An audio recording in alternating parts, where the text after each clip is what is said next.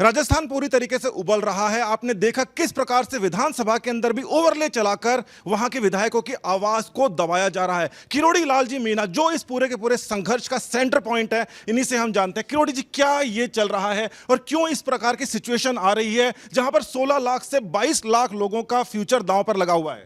देखो, ऐसा है, हमने जब मीडिया को मैं मुखातिब हुआ था तो मैंने सारे प्रमाण दिए थे कि पेपर शिक्षा संकुल से लीक हुआ है और प्रकरण एसओजी ने दर्ज किया। और जितने भी तथ्य मैंने दिए, एसओजी ने प्राथमिक तौर पर कुछ 2-4 मछलियों को पकड़ के फाइल पर कुंडली मार के बैठ गई।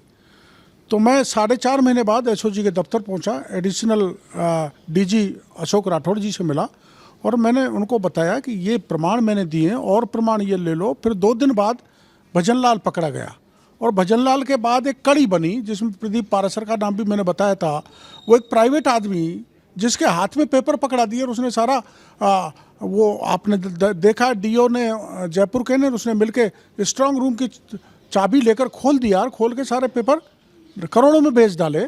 उस प्रदीप पारासर को पकड़ लिया और जारौली को सरकार ने बर्खास्त कर दिया। और बर्खास्त करने के बाद जारौली ने एक बयान दिया कि ये सारा राजनीतिक संरक्षण में पेपर लीक हुआ है।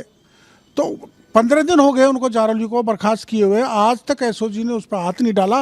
बल्कि मैं आरोप लगा रहा हूं कि राजस्थान सरकार ने उसको भूमिगत कर दिया, क्योंकि उसमें बड़े नेता, मंत्री, ब्यूरोक्रेट्स के नाम वो उजागर करेंगे तो पूरी सरकार की पोल खुलेगी।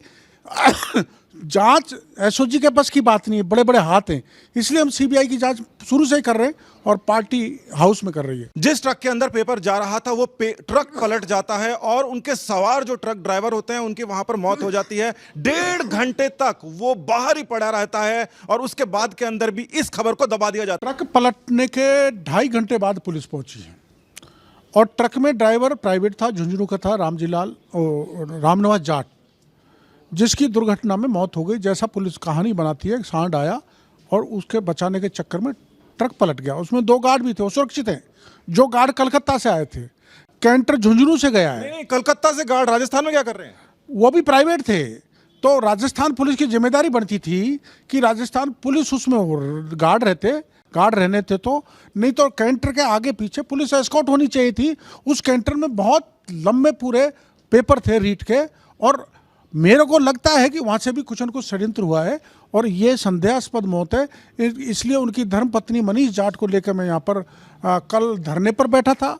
कल अधिकारियों ने आश्वासन दिया था, हमने एक पैकेज मांगा था, 10 लाख रुपए उसको आर्थिक सहायता दी जाए, नौकरी दी जाए और जो एक्सीडेंट का मुकदमा है उसने पुलिस में उसने एफआईआर लगा दी, उसको खोला जाए, सीबीआई से जांच कराई जाए। लेकिन पता है, जब 26 लाख बच्चों के रीट पेपर लीक की मना आज सरकार ने कर दिया सीबीआई से जांच करने की, तो इस गरीब की कौन सीबीआई से जांच कराएगा? इसलिए हमने कहा है एसपी स्तर के अधिकारी से इस प्रकरण की जांच कराई जाए। कल अधिकारियों ने हमको आश्वासन दिया था, पॉजिटिव थी सरकार के अधिकारी इस मामले में। कल हम मुख्य सचिव से मिलाने का कहा था, जो आज हम मुख्य सचिव से मिलकर आए, लेकिन उन्होंने निराश किया, हमको कोई ठोस आश्वासन नहीं दिया। तो हम मंत्री जी, जो राजेंद्र जी गुडा हैं, जो वहाँ के विधायक हैं और राज्य सरकार में मंत्री हैं, वो मनीष जाट उनकी मतदाता है, उनको लेकर मैं यहाँ पर बैठा हूँ उनके घर पर कि हमारी मांग पूरी की जाए, तभी हम यहाँ से हटेंगे।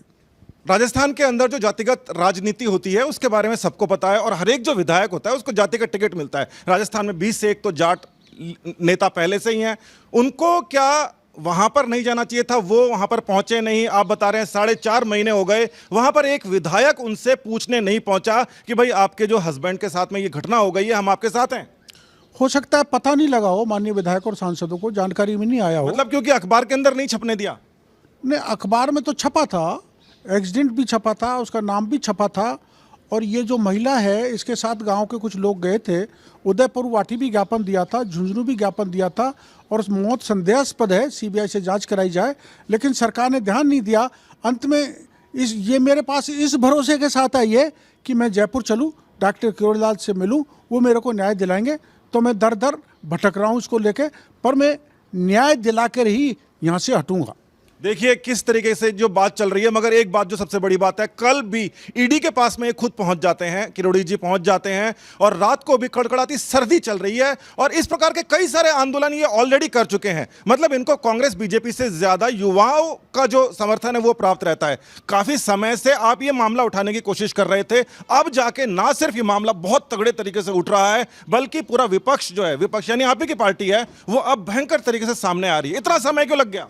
देखो ऐसा है कि यहाँ राजस्थान में परंपरा बन गई पेपर लीक होने की। जेईएन का पेपर लीक हुआ, एईएन का पेपर लीक हुआ, पटवारी का हुआ, एसआई का हुआ, सारे पेपर लीक होने का एक गैंग पनप गया। और कुछ लोग ऐसे हैं माफिया पेपर लीक करने के, जो सरकार की सरपरस्ती में पल रहे हैं। तो एक मैंने आंदोलन किया था जिसमें जेईएन का पेपर दोबारा कराया, और लाइब्रेरियन का भी किया था लेकिन वो दोबारा नहीं कराया। पीटीआई का भी आंदोलन किया था। मैं बेरोजगारों के लिए सड़क पर उतरता रहता हूँ, किसान हो, दीनहीन हो, गरीब हो, दलित हो, महिला हो, सबके लिए मैं काम करता रहता हूँ। तो लेट क्यों हुआ? मतलब क्वेश्चन ये है कि पूरी आपकी पार्टी को आपके साथ में आके इस प्रकार से दमदार प्रदर्शन करने में, घेरने में लेट क्यों हुआ? जानकारी तो समय पे दे दी गई थी, लेकिन उस समय आंदोलन हो जाता जब मैं वहाँ धरने पर बैठा था इन रीट के अभ्यर्थियों को लेकर शहीद स्थल पर। तो पूरा प्रकरण मैंने मेरी पार्टी के प्रदेश के प्रभारी, मेरे प्रदेश के अध्यक्ष, संगठन के मंत्री को बता दिया था, और निर्णय ये हुआ था कि बड़े लेवल पर बड़ा आंदोलन किया जाएगा। लेकिन वो अब हो रहा है, मेरे को खुशी है।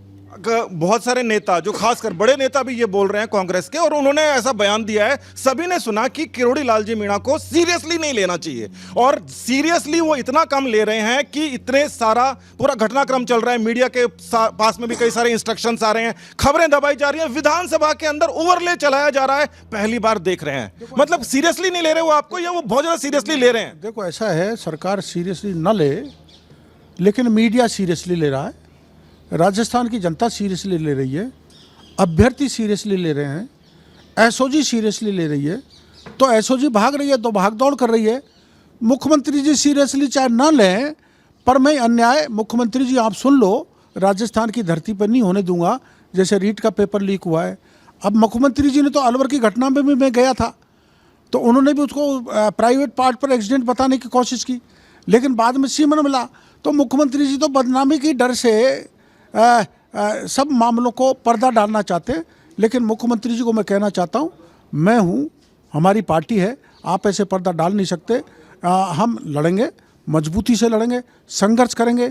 और मुख्यमंत्री जी ने खुद ने कहा है, एक माननीय विधायक ने, बलराम पूनिया ने कल विधानसभा में कहा है, सुभाष गर्ग ने कहा कि डॉक्टर किरोड़ी लाल से एसओजी पूछे। मैं एसओजी को भी फेस करने के लिए तैयार हूँ। प्रमाण कहाँ से आए? कोई न कोई विसल ब्लोअर है मेरे पास, वहाँ से आए। फिर भी सरकार को ऐसा लगता है कि मैं पेपर लीक करने में कहीं शामिल हूँ, जबकि मैं हूँ नहीं।